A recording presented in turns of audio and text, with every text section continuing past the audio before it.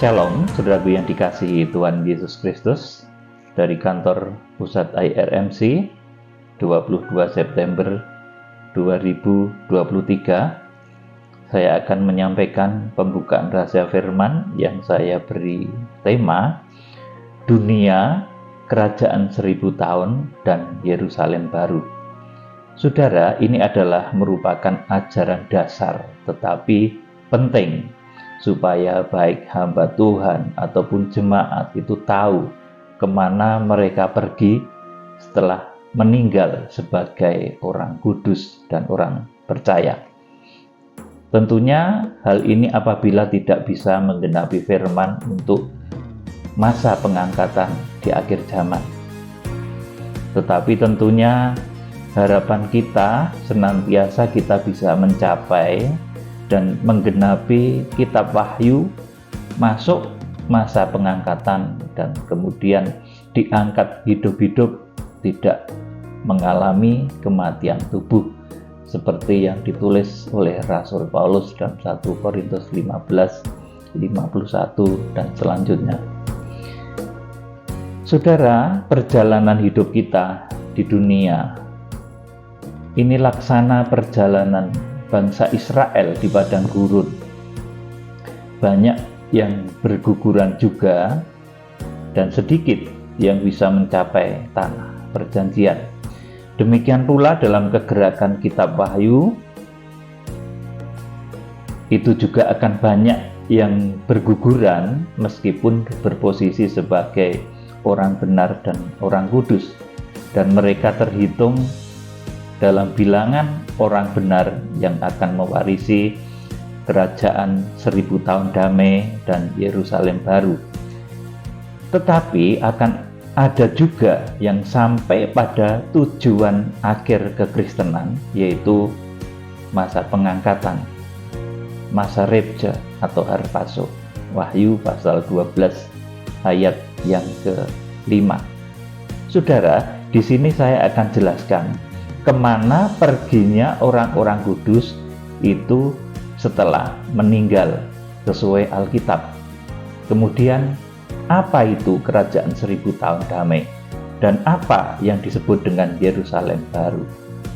Saudara, kita sering mendengar ucapan-ucapan yang bagus ketika ada penghiburan dari seseorang yang meninggal dunia di dalam kebenaran, di dalam kekudusan.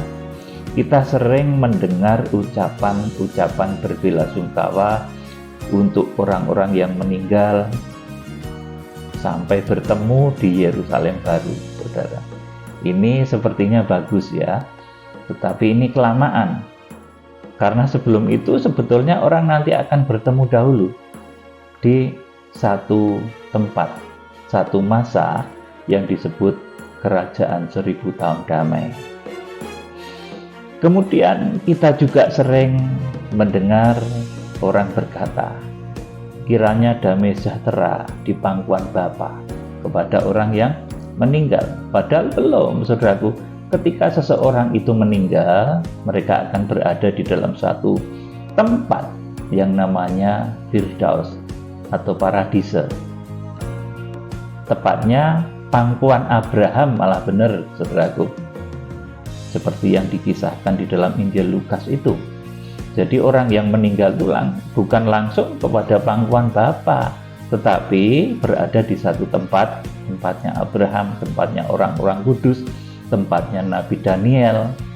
Saudaraku, kalau pangkuan Abraham itu benar, tapi kalau pangkuan Bapa belum, saudaraku. Ada lagi yang berkata sampai bertemu di langit baru dan bumi baru. Nah, ini kelamaan juga, saudaraku. Sebab nanti sebelum itu kita sudah akan bertemu di satu tempat yang namanya kerajaan 1000 tahun damai. Jadi kalau sampai bertemu di langit baru dan bumi baru itu kelamaan, saudaraku. Sebab sebelum itu sudah akan ketemu di satu tempat, di satu masa yang namanya kerajaan 1000 tahun damai. Saudara, saya akan jelaskan sekarang. Yang pertama, ini dunia. Kita sekarang ini hidup di dunia. Nah, Di dunia ini apabila orang kudus, ini baik zaman Nabi Daniel, itu meninggal, bila orang kudus itu meninggal, itu tidak langsung masuk surga, tidak langsung di pangkuan Bapa, tetapi masuk di surga kecil yang disebut dengan Firdaus atau Paradise. Itu tempatnya Bapak Abraham, tempatnya Tuhan Yesus sesaat ketika dikubur. Itu tempatnya juga Paradise, saudaraku. Makanya dia bisa berkata kepada penyamun yang bertobat di sebelahnya itu, saat ini juga engkau akan bersama-sama dengan aku di Firdaus. Itu tempatnya Bapak Abraham, tempatnya Tuhan Yesus sesaat. Saudaraku, tempatnya Daniel, tempatnya para nabi beristirahat menunggu hari kebangkitan. Jadi orang-orang mati, baik zaman Daniel, bahkan sebelum zaman itu, saudaraku, kemudian zaman Abraham, orang-orang meninggal yang berada di dalam jalur kebenaran itu, mereka berada di satu tempat peristirahatan menunggu hari kebangkitan. Ya, saudaraku, jadi kalau orang meninggal itu tidak langsung masuk surga, tetapi mereka menunggu di satu tempat yang namanya Firdaus atau Paradise, surga kecil. Mereka belum ditentukan posisinya di surga itu nanti di mana, karena saat menentukan posisi di surga itu, saudaraku, setelah hari kebangkitan, dan itu disebut sebagai perjamuan malam kawin anak domba. Bahasa lainnya disebut itu pengadilan kursi Kristus, Bema Kristus. Saudara, kita akan membaca Injil Lukas pasal 16, ya, dipersiapkan Injil Lukas pasal 16 ayat 19 sampai 31. Mohon dibacakan Lukas 16 ayat 19 dan seterusnya. Orang kaya dan Lazarus yang miskin. Ya. Ada seorang kaya yang selalu berpakaian jubah ungu dan kain halus, dan setiap hari ia bersukaria dalam kemewahan. Terus, Dan ada seorang pengemis bernama Lazarus, badannya penuh dengan borok, berbaring dekat pintu rumah orang kaya itu, dan Terus? ingin menghilangkan laparnya dengan apa yang jatuh dari meja orang kaya itu. Malahan anjing-anjing datang dan menjilat boroknya. terus, Kemudian matilah orang miskin itu, lalu dibawa oleh malaikat-malaikat ke pangkuan Abraham. amin. Sampai di sini dulu. Jadi, orang itu kalau meninggal itu bukan langsung di pangkuan Bapa, tapi di pangkuan Abraham. Bapa orang beriman. Ya, pahami ini baik-baik. Jadi, ini berada di satu alam yang satu jalur dengan tempatnya Bapak Abraham. Makanya disebut sebagai pangkuan Bapak Abraham, pangkuan Abraham. Daniel ini juga di situ, saudara. Orang-orang kudus yang meninggal juga berada di situ sampai saat ini. Terus, Orang kaya itu juga mati, lalu dikubur. Dan sementara ia menderita sengsara di alam maut, ia memandang ke atas, dan dari jauh dilihatnya Abraham dan Lazarus duduk di pangkuannya.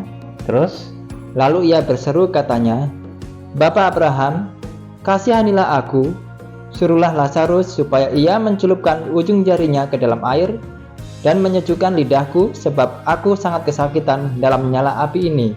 terus, Tetapi Abraham berkata, "Anak, ingatlah bahwa engkau telah menerima segala yang baik sewaktu hidupmu, sedangkan Lazarus segala yang buruk. Sekarang ia mendapat hiburan dan engkau sangat menderita. terus, Selain daripada itu, di antara kami dan engkau terbentang jurang yang tak terseberangi, dia di antara kami dan engkau terbentang jurang yang tak terseberangi. Terus, supaya mereka yang mau pergi dari sini kepadamu, ataupun mereka yang mau datang dari situ kepada kami tidak dapat menyeberang." amin. Jadi ini jalur pemisah bagi orang-orang yang meninggal di dalam kebenaran. Itu berada di satu jalur yang di mana jalur itu ada Bapak Abraham, ada Daniel, ada Yeskiel, ada orang-orang mati sejak zaman dahulu sampai juga di zaman-zaman ini orang-orang benar itu berada di sana pada satu jalur. Tetapi ada jalur lain juga yang merupakan jalurnya orang kaya yang mati di dalam ketidakbenaran itu. Saudaraku, mereka berada di dalam satu alam yang namanya Hades, saudaraku, alam kubur. Saudaraku, mereka mendapatkan siksaan tetapi belum neraka, jadi semacam tahanan begitu. Jadi sebelum seseorang itu dimasukkan dalam penjara, ya saudaraku, mereka akan ditahan dulu. Demikian pula orang yang mati di dalam kondisi tidak benar itu, mereka akan berada di dalam alam tawanan, alam tahanan, saudaraku, seperti orang kaya yang mati ini. Jadi ini ada dua jalur, ya, jalurnya Abraham dan orang-orang kudus, itu disebut Firdaus atau paradis. Kemudian jalurnya orang-orang yang tidak benar, saudaraku, itu ada jalur sendiri yang dimana kedua jalur ini tidak dapat saling seberang menyeberangi. Yuk diteruskan. Kata orang itu, "Kalau demikian, aku minta kepadamu Bapa, supaya engkau menyuruh dia ke rumah ayahku. Sebab masih ada 5 orang saudaraku, supaya ia memperingati mereka dengan sungguh-sungguh, agar mereka jangan masuk kelak ke dalam tempat penderitaan ini." Terus, tetapi kata Abraham, "Ada pada mereka kesaksian Musa dan para nabi. Baiklah mereka mendengarkan kesaksian itu." Terus, jawab orang itu, "Tidak, Bapak Abraham, tetapi jika ada seorang yang datang dari antara orang mati kepada mereka, mereka akan bertobat." Ya, terus. Lalu kata Abraham kepadanya, "Jika mereka tidak mendengarkan kesaksian Musa dan para nabi, mereka tidak juga akan mau diyakinkan, sekalipun oleh seorang yang bangkit dari antara orang mati." Iya, seorang yang bangkit dari antara orang mati. Ini tentunya Tuhan Yesus Kristus, ya, saudaraku, yang sudah bangkit dari antara orang mati itu.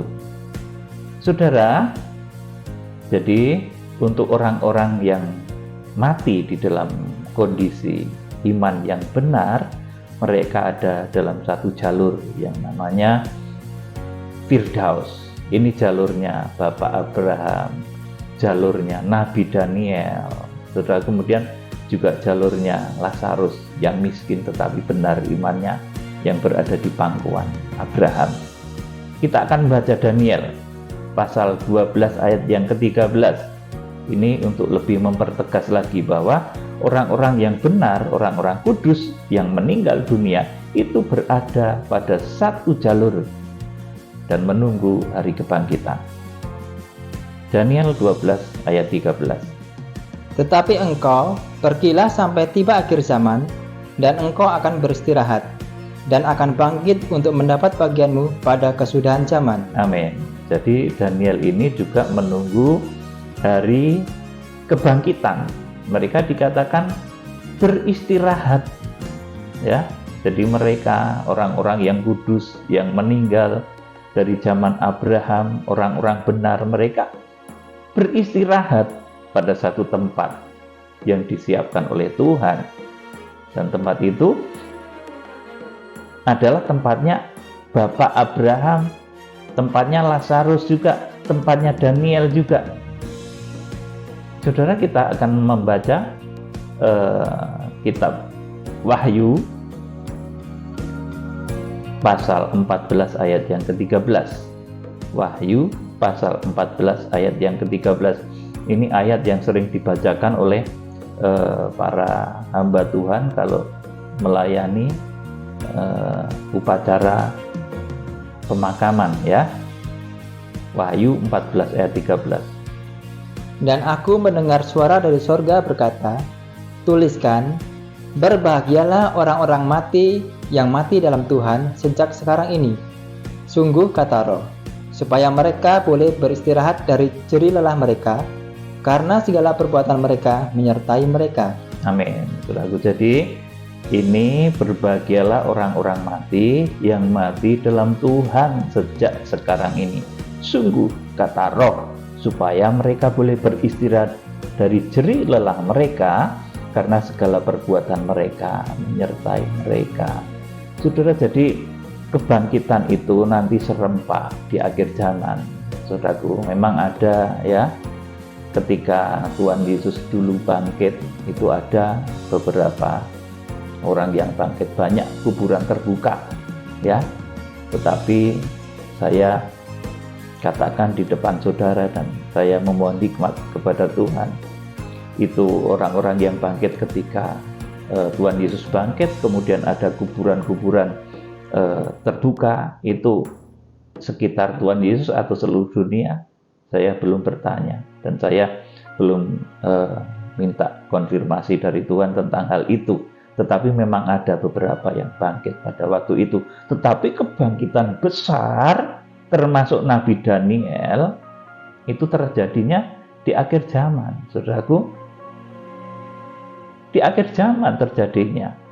Saudara yang dikasihi Tuhan, jadi Wahyu pasal 14 ayat 13 ini betul-betul memberikan satu arahan bahwa orang-orang yang mati, orang-orang yang meninggal itu dikatakan beristirahat, menunggu hari kebangkitan.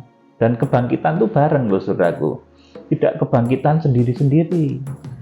Meskipun orang kudus seperti apapun saudaraku, itu kebangkitannya bareng. Kalau nggak bareng nanti menakutkan saudaraku, malah meden-medeni saudaraku.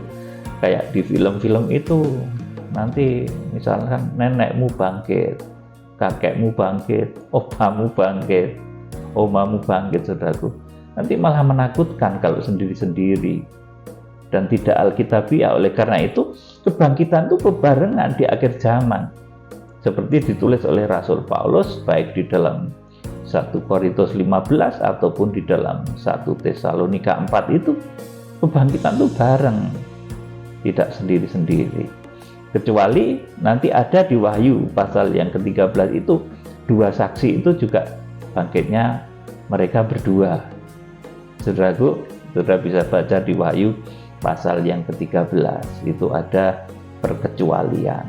Saudara, kemudian saya akan terangkan mengenai tadi, jadi saya simpulkan, saya terangkan pada saudara. Jadi mereka, orang-orang yang mati dalam kebenaran, itu berada di suatu alam yang saya sebut sebagai surga kecil, alam penantian bagi orang-orang kudus menunggu hari kebangkitan. Kapan itu? Adalah saat Tuhan Yesus Kristus datang, saat sangkakala ditiup. Kemudian yang kedua, ini saya akan menerangkan perihal kerajaan 1000 tahun damai. Ya, saudaraku, ini yang benar saudaraku. Kalau orang berkata sampai ketemu di Yerusalem baru itu kelamaan, nanti di kerajaan 1000 tahun damai itu sudah ketemu, karena orang-orang kudus sudah dibangkitkan. Saudaraku, saudaraku, saya akan jelaskan tentang kerajaan 1000 tahun damai. Kerajaan 1000 tahun damai ini adalah kondisi langit bumi lama. Artinya apa? Langit ini dan bumi ini yang memang sudah rusak karena perang Harmagedon, sudah rusak karena perang dunia ketiga, keempat, kelima, perang Harmagedon. Bumi sudah rusak, manusia sudah mati semua, dan kerajaan 1000 tahun damai adalah kondisi langit ini dan bumi ini, saudaraku, yang sudah direstorasi oleh tubuh-tubuh kebangkitan. Jadi yang memperbaiki tubuh kebangkitan, kerajaan 1000 tahun damai. Jadi bukan perkara yang susah. Kalau tubuh kebangkitan itu menghendaki sesuatu jadi saudaraku. Nanti nggak perlu traktor untuk mungkin meratakan tanah, saudaraku. Nggak perlu alat-alat berat untuk membangun segala sesuatu, karena tubuh kebangkitan itu begitu dahsyat, saudara. Jadi kerajaan 1000 tahun damai itu adalah kondisi langit bumi lama yang sudah direstorasi oleh tubuh-tubuh kebangkitan. kerajaan 1000 tahun damai itu di bumi ini dan di langit ini. Kenapa begitu, saudaraku? Karena ditandai dengan masih adanya hitungan hari, hitungan bulan, dan hitungan tahun, di mana untuk menentukan hitungan hari, hitungan bulan, dan hitungan tahun itu masih diperlukan matahari. Ya, matahari yang kita lihat ini. Kemudian diperlukan bulan, diperlukan bintang, diperlukan planet-planet, diperlukan tata surya, diperlukan galaksi. Jadi untuk bisa menghitung 1000 tahun itu diperlukan adanya matahari, adanya bulan, adanya bintang, adanya planet, adanya tata surya, dan adanya galaksi. Oleh karena itu disebut dengan 1000 tahun damai. Itu artinya masih di bumi ini, di langit ini, yang semula sudah rusak oleh perang dunia ketiga, keempat, kelima, Harmagedon itu sudah rusak betul, saudaraku. Tetapi direstorasi oleh tubuh kebangkitan ketika Tuhan Yesus Kristus datang. Tuhan melakukan restorasi sedemikian rupa, dan yang merestorasi itu tubuh kebangkitan, enggak pakai traktor. Oleh karena itu nanti begitu indah kerajaan 1000 tahun damai itu, saudaraku. Belum bisa saya ceritakan dengan akal pikiran, dengan penggambaran saat ini.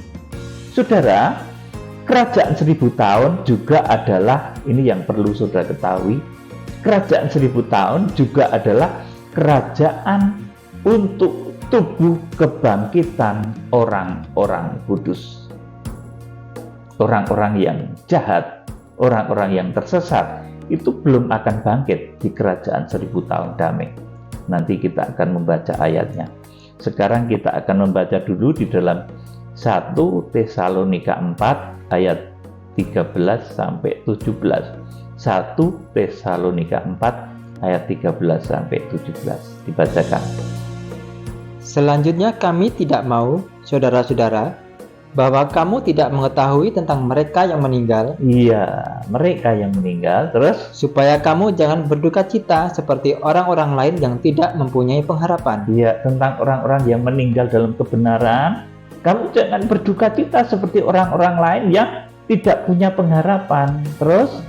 Karena jikalau kita percaya bahwa Yesus telah mati dan telah bangkit, maka kita percaya juga bahwa mereka yang telah meninggal dalam Yesus akan dikumpulkan Allah bersama-sama dengan Dia. Terus? Ini kami katakan kepadamu dengan firman Tuhan. Iya, dengan firman Tuhan. Terus? Kita yang hidup, yang masih tinggal sampai kedatangan Tuhan, sekali-kali tidak akan mendahului mereka yang telah meninggal. Amin. Jadi saya terangkan dulu. Kita yang masih hidup itu tidak akan mendahului mereka yang meninggal. Terus? Sebab pada waktu tanda diberi, yaitu pada waktu penghulu malaikat berseru dan sangkakala Allah berbunyi, maka Tuhan sendiri akan turun dari sorga, dan mereka yang mati dalam Kristus akan lebih dahulu bangkit. Iya.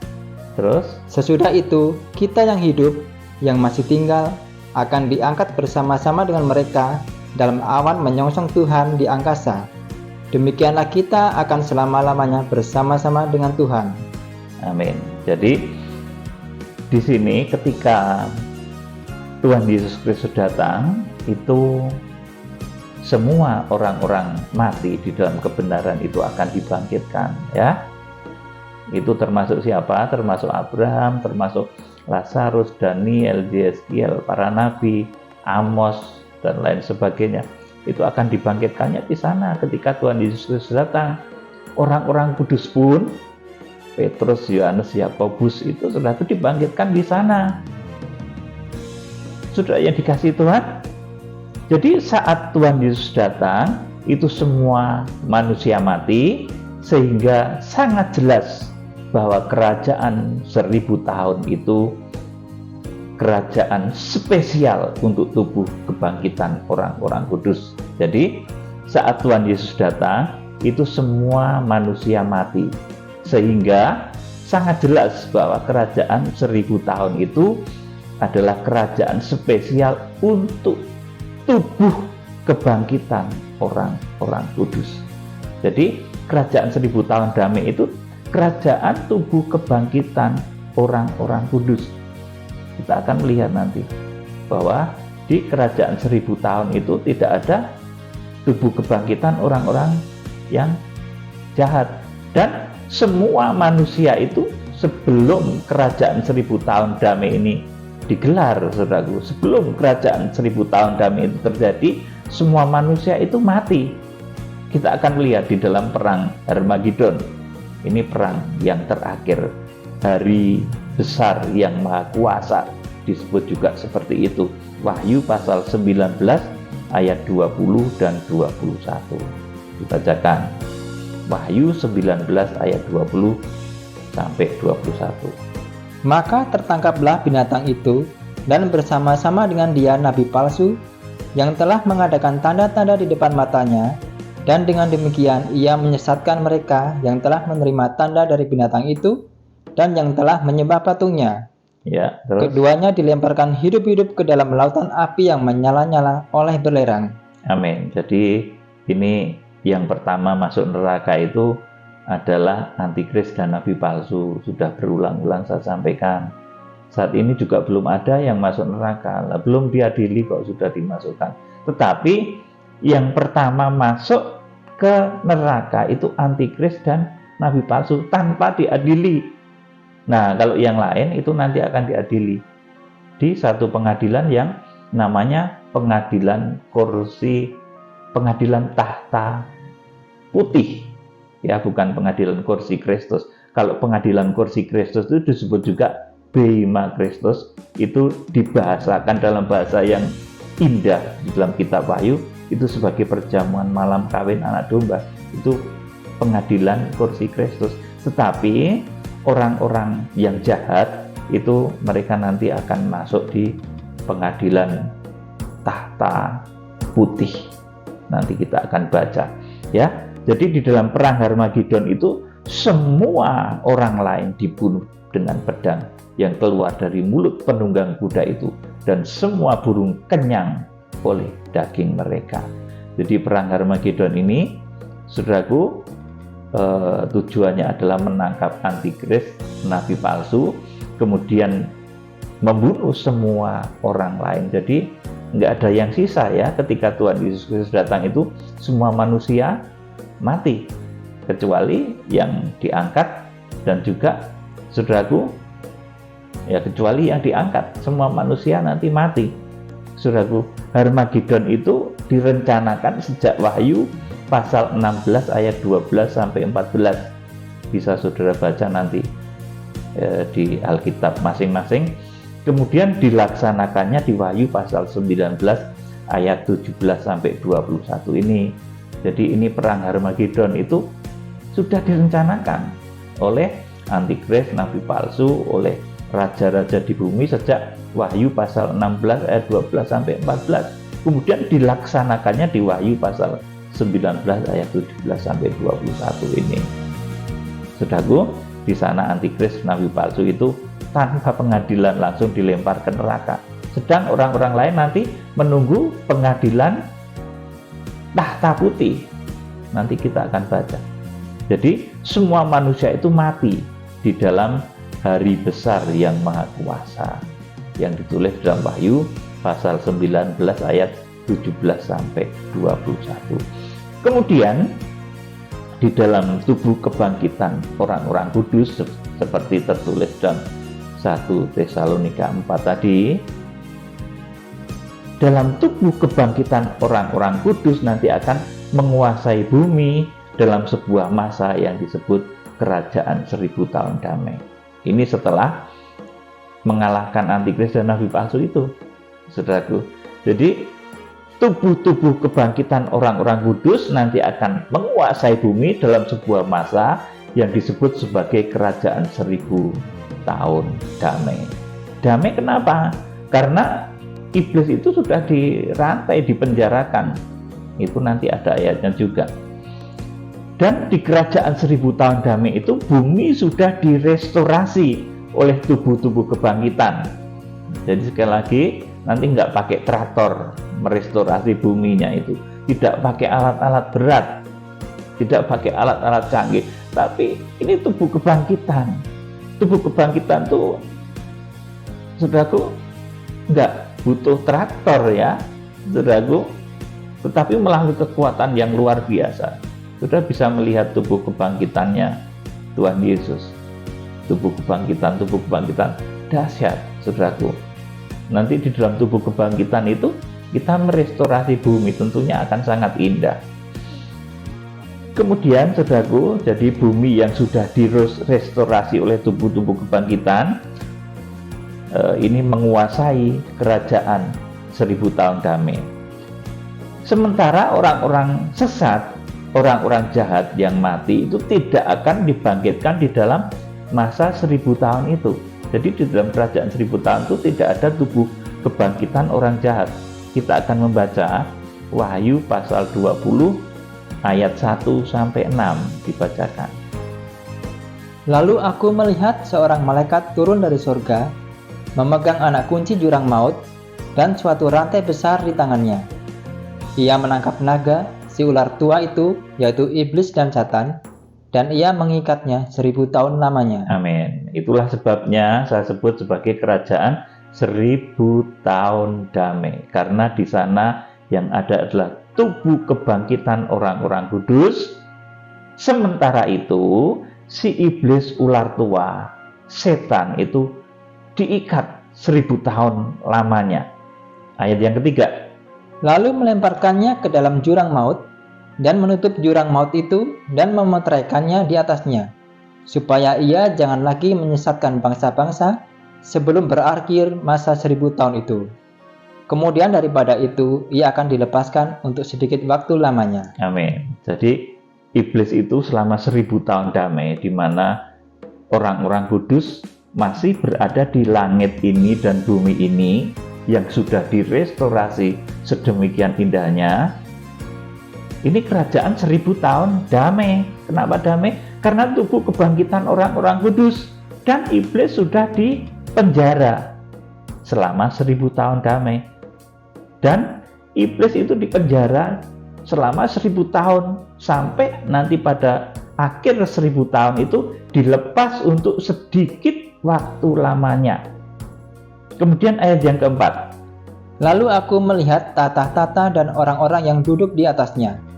Kepada mereka diserahkan kuasa untuk menghakimi.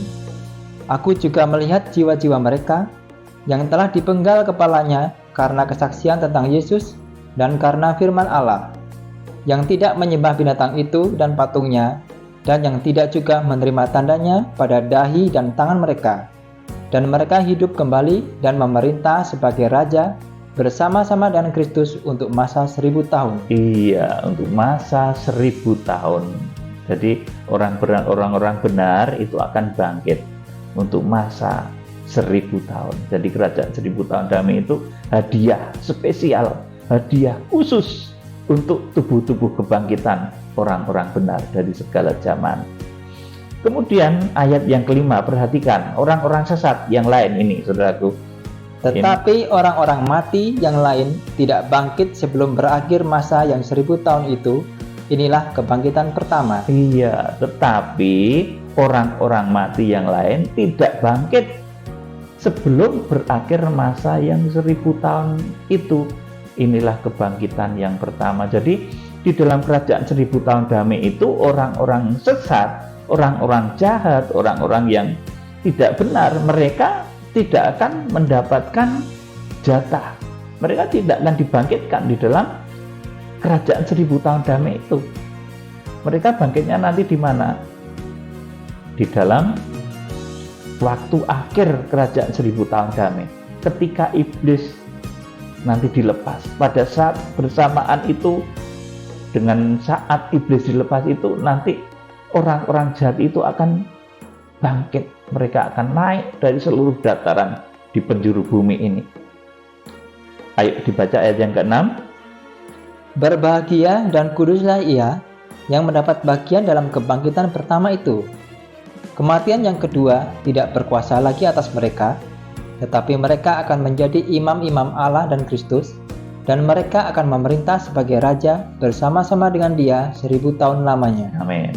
Jadi kerajaan 1000 tahun damai itu adalah kerajaan untuk tubuh kebangkitan orang-orang kudus.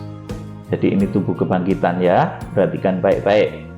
Yang menguasai kerajaan 1000 tahun damai itu bukan orang yang lolos dari masa antikris kemudian hidup kemudian menguasai kerajaan 1000 tahun damai, bukan.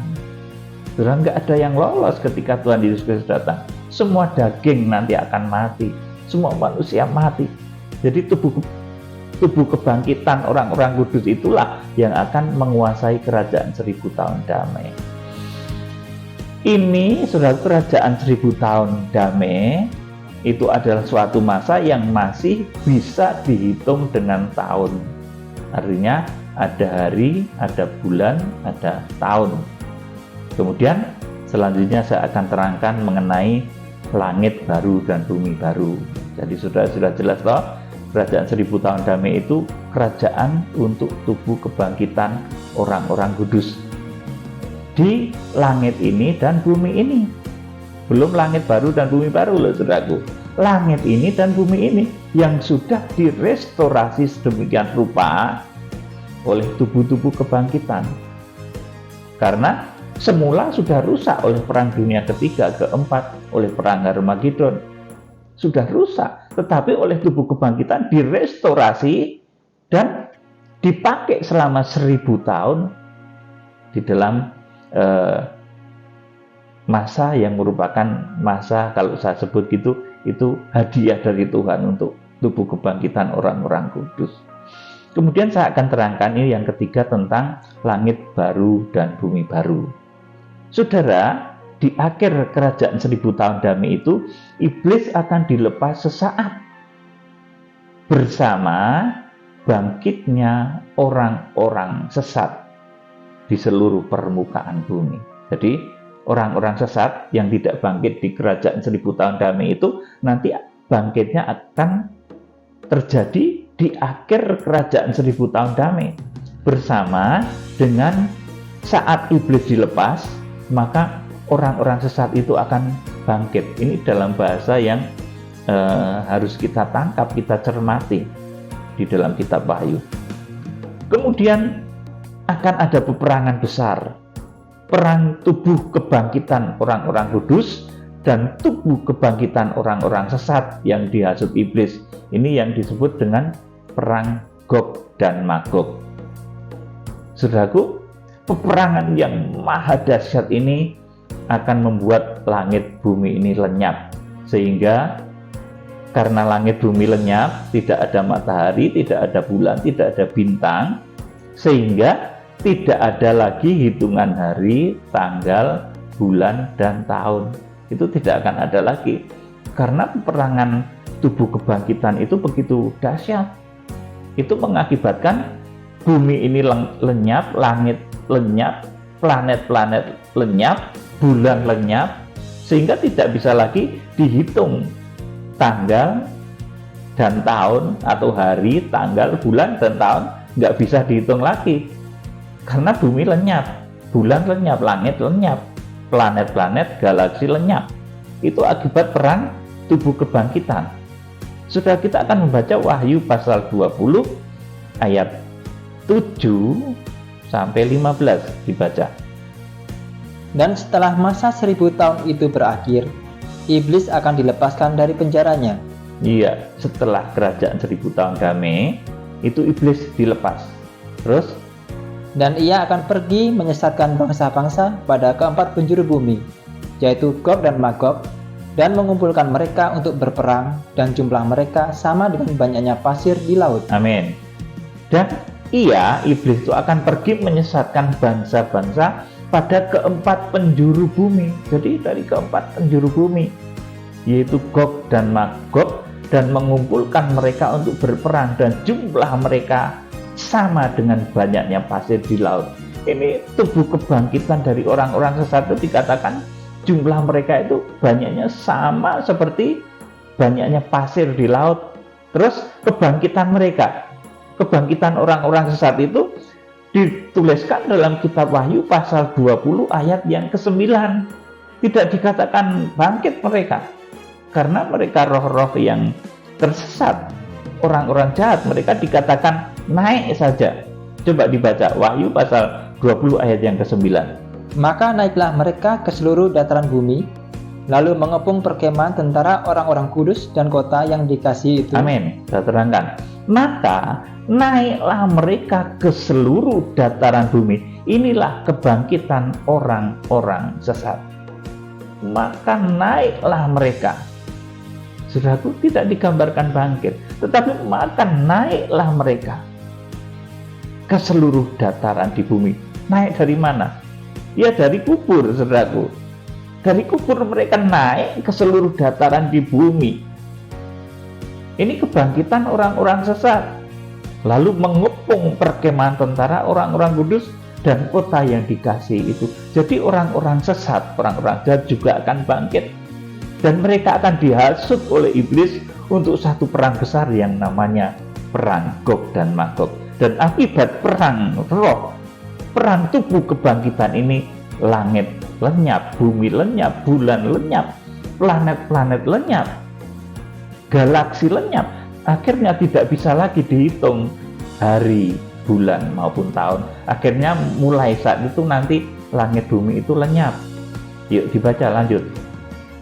Tetapi dari langit turunlah api menghanguskan mereka. Terus, Dan iblis yang menyesatkan mereka dilemparkan ke dalam lautan api dan belerang, yaitu tempat binatang dan nabi palsu itu, dan mereka disiksa siang malam sampai selama-lamanya. iya, jadi yang selanjutnya masuk ke neraka, ke lautan api dan belerang setelah antikris dan nabi palsu itu iblis. Jadi ini tidak melalui pengadilan ya. Iblis, antikris dan nabi palsu itu dilemparkan ke neraka, nggak lewat pengadilan, langsung dilemparkan ke neraka. Mereka disiksa siang malam sampai selama-lamanya. Ayat 11. Lalu aku melihat suatu tahta putih yang besar, dan Dia yang duduk di atasnya. Dari hadapannya lenyaplah bumi dan langit, dan tidak ditemukan lagi tempatnya. Amin, saudaraku. Jadi ini pengadilan tahta putih. Itu untuk mengadili orang-orang yang bangkit yang kedua tadi, yang mereka naik dari seluruh dataran di penjuru bumi. Wahyu pasal 20 ayat 9 tadi, orang-orang sesat itu akan dihakimi di pengadilan tahta putih ini. Terus dilanjutkan. Dan aku melihat orang-orang mati, besar dan kecil, berdiri di depan tahta itu. Lalu dibuka semua kitab, dan dibuka juga sebuah kitab lain, yaitu kitab kehidupan.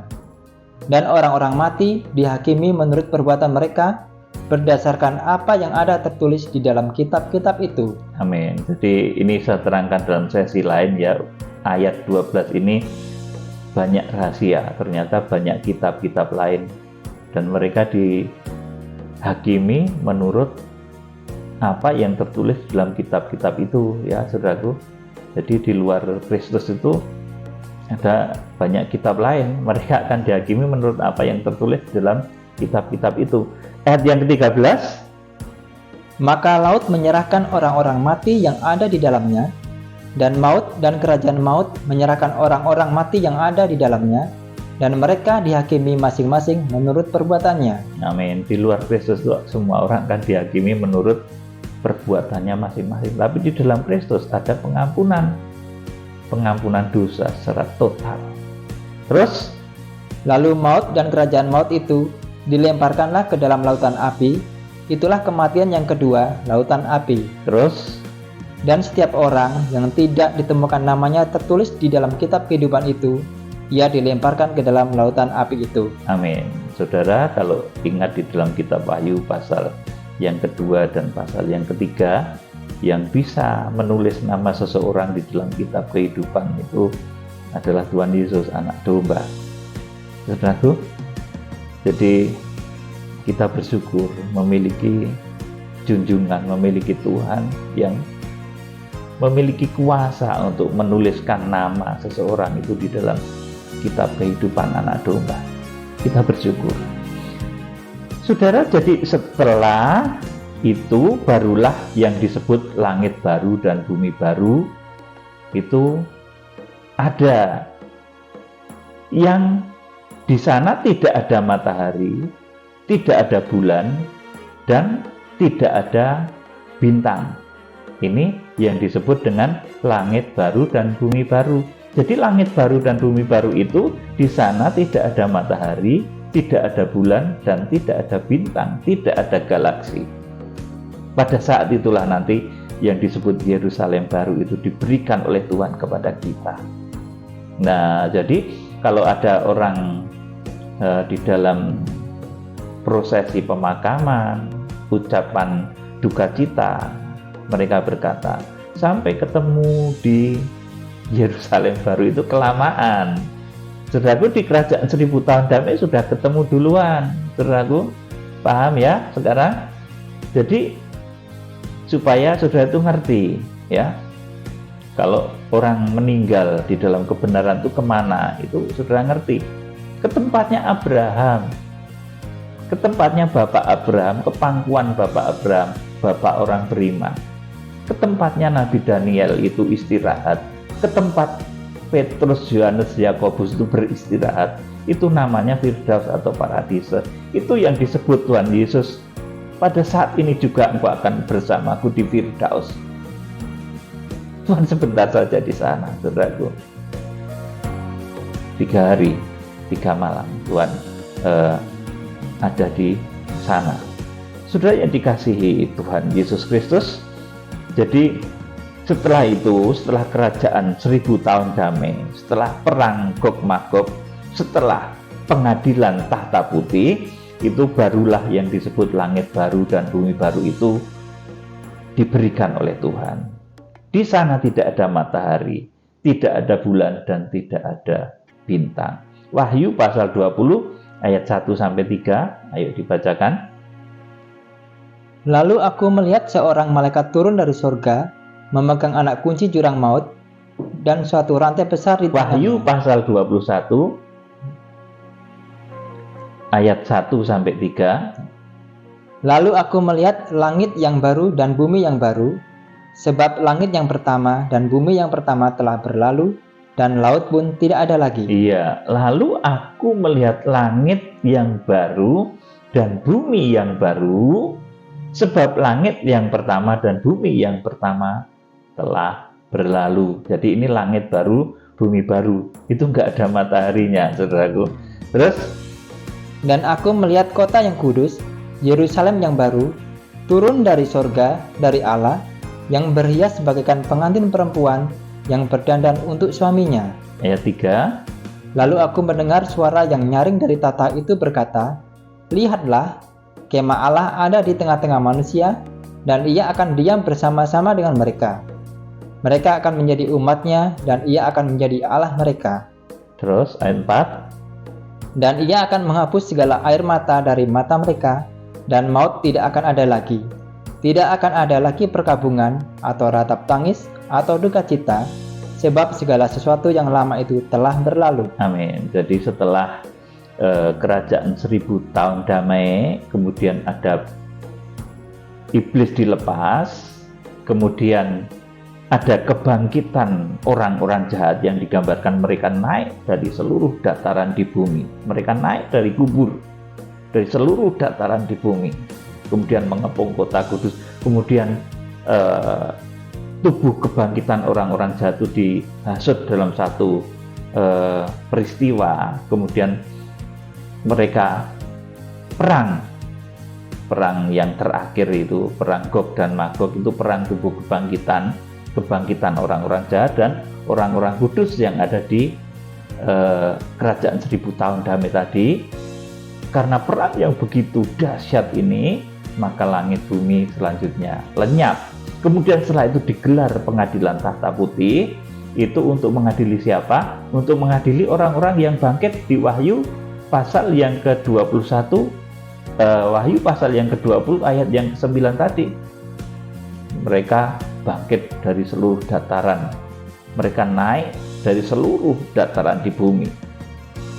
Mereka yang bangkit dalam kebangkitan yang kedua itu akan dihakimi di pengadilan tahta putih untuk hukum, ditentukan hukumannya, saudaraku. Kemudian setelah itu barulah yang disebut langit baru, bumi baru itu muncul dan turun, ya saudaraku. Kita akan baca ayat 23 dan ayat 24, ini ayat yang terakhir. Wahyu pasal 21 ayat 23 dan 24. Dan kota itu tidak memerlukan matahari dan bulan untuk menyinarinya, sebab kemuliaan Allah menerangi dan anak domba itu adalah lampunya.